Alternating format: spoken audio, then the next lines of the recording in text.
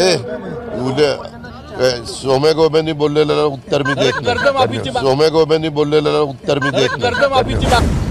त्यांचे सोम्या आणि गोम्या दिल्लीत आहेत बरं का. ज्याने गुलामी पत्करलेली आहे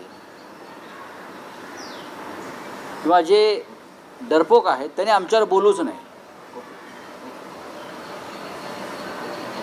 आणि याच्यापेक्षा मला जास्त बोलण्याची गरज नाही. सोमे गोमे कोण हे 2024ला कळेल हे मी वारंवार सांगतो आहे.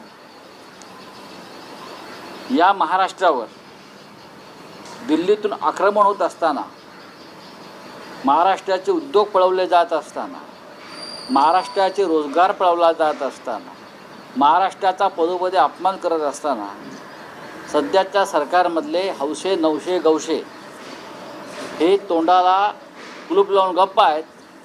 त्यांना आमच्यावर किंवा इतर कोणावर बोलण्याचा अधिकारच नाही. इतकं नामर्द सरकार आणि नामर्द मुख्यमंत्री उपमुख्यमंत्री या महाराष्ट्राच्या नव्हे देशाच्या इतिहासात झाले असते. डोळ्यासमोर महाराष्ट्र लुटला जातो आहे.